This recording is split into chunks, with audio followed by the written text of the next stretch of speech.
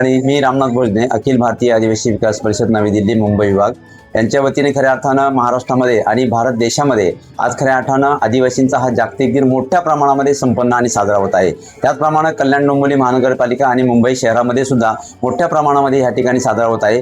या ठिकाणी अनेक समाजाचे आमच्या 47 जमातीपैकी या ठिकाणी जवळजवळ आज अख्ख्या समाजामधून जवळजवळ 7 ते 8 कलापथकं या ठिकाणी आलेली आहेत आणि त्यांचं डेमॉन्स्ट्रेशन संस्कृती कला महोत्सव हा आजच्या दिनी हा संपन्न होत आहे। आणि खऱ्या अर्थाने या रॅलीचं नियोजन कल्याण डोंबिवली महानगरपालिकेमधून आणि कल्याण ड प्रभाग कार्यालयापर्यंत ही रॅली जाणार आहे। या रॅलीमध्ये अनेक समाजाचे अनेक डेमॉन्स्ट्रेशन या ठिकाणी पाहायला मिळणार आहेत। ही संस्कृती कलादर्शन या माध्यमातून आपल्या सर्व समाजाला या ठिकाणी बघायला मिळणार आहेत। आणि खऱ्या अर्थानं इनोनी जो आम्हाला सन्मान दिला, खऱ्या अर्थानं इनोच्या सभेमध्ये जो ठराव क्रमांक 41 हा पास केला गेला आणि त्या दिवसापासून खऱ्या अर्थानं आदिवासी जागतिक दिन हा संपन्न करण्यात आला आणि म्हणून 94 ते आज 26 पर्यंत याला आज 32 वर्षे पूर्ण होत आहेत आणि हा 32वा वर्धापन दिन खऱ्या अर्थानं हा आदिवासी दिन संपन्न होत आहे कल्याण डोंबिवली महानगरपालिकेत। त्या निमित्ताने मी सर्वांना या ठिकाणी महानगरपालिकेच्या वतीने आणि सर्व समाज बांधवांच्या वतीने सर्वांना शुभेच्छा देतो।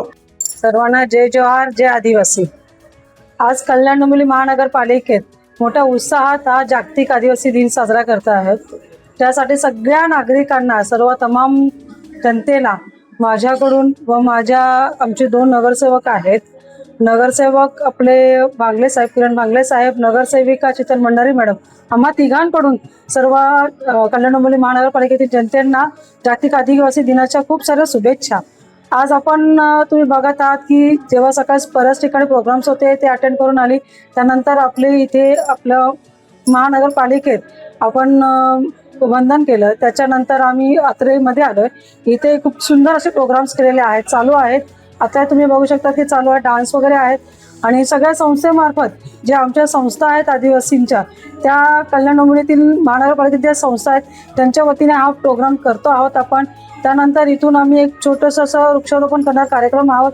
त्यानंतर आपण भव्य अशी मोठी रॅली आहे कल्याण डोंबिवलीमध्ये, भव्य अशी मोठी रॅली आहे ती इथून आपल्या शिवाजी चौकातून निघणार आहे। त्यानंतर त्याचा समारोप आपला डी वॉर्डमध्ये होणार आहे, ड वॉर्डात होणार आहे। तिथे आपण सगळ्या सोयी केलेल्या आहेत, त्यांच्यासाठी जेवणाची सोय आहे, सगळ्याच गोष्टी केल्या आहेत, नियोजन खूप व्यवस्थितरित्या आहे। आणि पुन्हा एकदा सांगते, सगळ्यांना खूप साऱ्या शुभेच्छा देते आणि आमच्या सर्व संस्थेमार्फत असू द्या किंवा आम्हा 3 नगरसेवकांच्या तर्फे असू द्या किंवा माझ्या कल्याण डोंबिवली महानगरपालिकेतील प्रथम नागरिक आहे म्हणून सगळ्या आदिवासी बांधवांना आणि माझ्या सगळ्या जनतेला खूप साऱ्या आदिवासी दिनाच्या शुभेच्छा देते। समाजासाठी भेट म्हणून मी जेव्हा महापौर म्हणून बसली तेव्हा आम्हा 3 नगरसेवकांचं, मी नगरसेवका पहिले झाले त्यानंतर महापौर झाली, पण त्यांचं एक स्वप्न आणि माझं एक स्वप्न आहे की आमच्या इथे कल्याण डोंबिवली महानगरपालिकेत आणि माझ्या पूर्ण आदिवासी बांधवांचं स्वप्न आहे की इथे एक आदिवासी भवन व्हावं आणि त्यासाठी नक्कीच माझा पाठपुरावा चाललेला आहे। आणि सकाळी जेव्हा कमिशनर साहेब आणि माझं बोलणं चालू होतं की कमिशनर साहेब ही खूप पॉझिटिव्ह आहे, कारण की तेही धुळ्या ठिकाणी होते काम, ते तिथे प्रतिनिधित्व करत होते आणि त्यांचं असं म्हणत होतं की आदिवासी समाज हा खूप गरीब आणि शांत संयमी असा आहे, त्यांच्यासाठी आपलं जे आदिवासी पाडे वगैरे आहेत इथे आपण त्यांना आता मूलभूत सुखसुविधा देऊ शकतो मॅडम, तर ते आपण नक्कीच देण्याचा प्रयत्न करणार आहोत।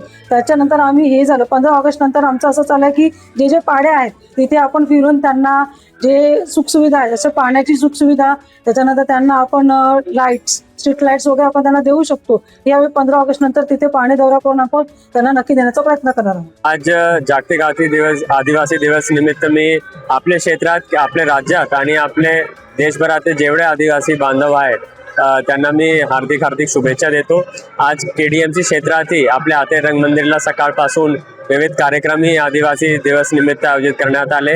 आता इथून रॅलीही निघणार आहे। त्याचबरोबर KDMC क्षेत्रात जेवढे आपले आदिवासी पाडे आहेत, काही वस्त्या आहेत, त्यांच्या जे मूलभूत गरजा आहेत ते आम्ही पूर्ण करण्याच्या नियोजन आता करतोय। जेवढी शासकीय योजना आहे ते पण त्यांच्यापर्यंत पोहोचवण्याची आणि त्याची प्रभावी अंमलबजावणी करण्याचे आपण नियोजन करतोय। एवढंच सांगून मी परत सर्व बांधवांना शुभेच्छा देतो।